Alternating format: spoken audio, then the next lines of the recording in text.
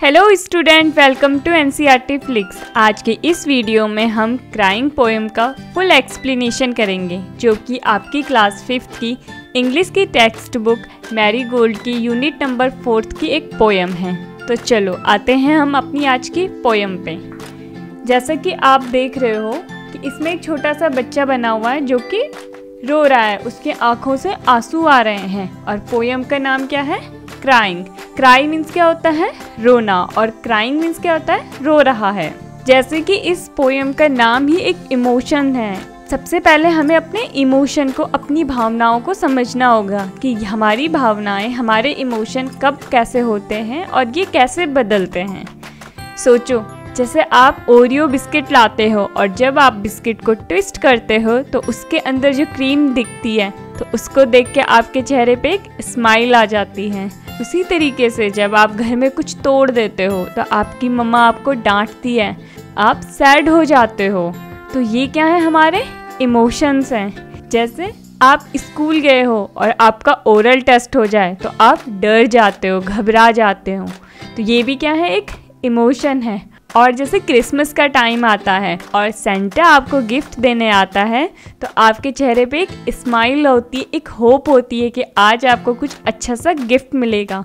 तो ये सारी चीज़ें क्या बताती हैं? आपके इमोशंस को बताती हैं, जो कंडीशन के हिसाब से चेंज होते रहते हैं। इमोशन दो टाइप के होते हैं, एक सैड इमोशन और एक हैप्पी इमोशन।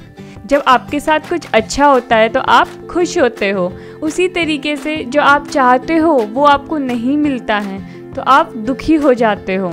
आज हमारी जो पोएम है वो हमारे सैड इमोशन से रिलेटेड है। तो चलो बच्चों, शुरू करते हैं हमारी आज की पोएम को। Crying only a little bit is no use. You must cry until your pillow is soaked. Then you can jump in the shower and splash, splash, splash.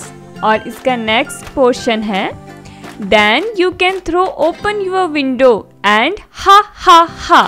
And if people say, Hey, what's going on up there? Ha ha. Sing back. Happiness was hiding in the last year. I wept it. Ha ha. ये poem लिखी है गैल्वे canal ने। हमारा poet हमसे कहना चाहता है कि crying only a little bit is no use. अगर हम थोड़ी देर के लिए रोते हैं तो ये किसी काम का नहीं है। You must cry until your pillow is shocked. और तब तक रोना चाहिए जब तक कि हमारा तकिया हमारे आंसुओं से भीग न जाए। तो बच्चों, पिलो मीन्स होता है हमारा तकिया और सोक मीन्स होता है भीगना। तो पोएट हमसे कहता है कि जब हम थोड़ा सा रोते हैं तो वो किसी काम का नहीं होता। हमें तब तक रोना चाहिए जब तक हमारा तकिया आंसुओं से भीग न जाए। अगर किसी बात से आपका मन दुखी है और आप थोड़ा सा रोते हो तो वो जो हमारे अंदर जो सैड फीलिंग है वो बाहर नहीं आती। हमें तब तक रोना चाहिए जब तक हमारे अंदर जो सैडनेस है वो पूरी बाहर ना आ जाए। और उसके बाद then you can jump in the shower. आप शावर में कूदकर नहा सकते हैं। And splash splash splash. और जब आप शावर लेंगे तो बाथरूम में चारों तरफ पानी होगा और आप उसमें अपने पैरों से छप छप छप छप कर सकते हैं। और आपका जो पूरा दुख है वो शावर के पानी के साथ बह जाएगी। जब आप शावर लोगे और बाथरूम में चारों तरफ पानी ही पानी होगा तो आप खुशी के साथ उस पानी में छप छप छप छप कर पाओगे। स्प्लैश मीन्स क्या होता है? छप छप करना।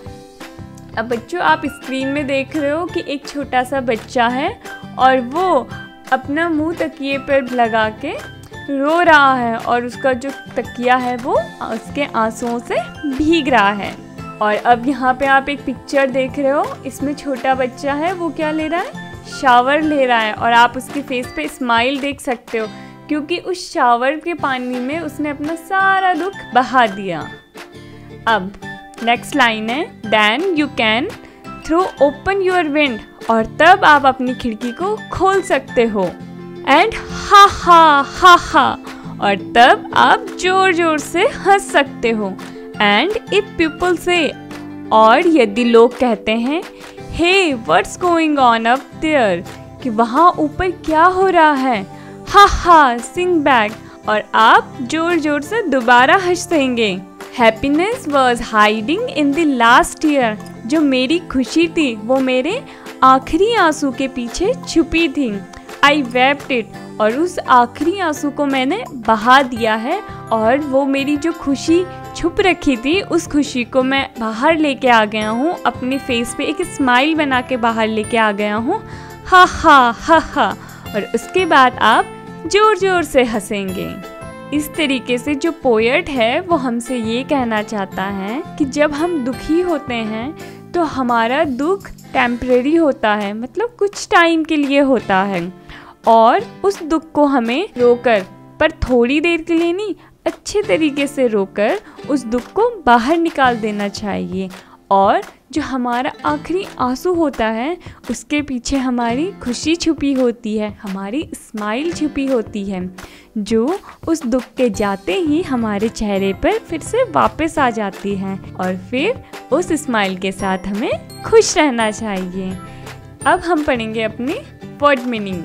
Soaked, completely wet. Soak means होता है भिगोना, किसी चीज को भिगोना।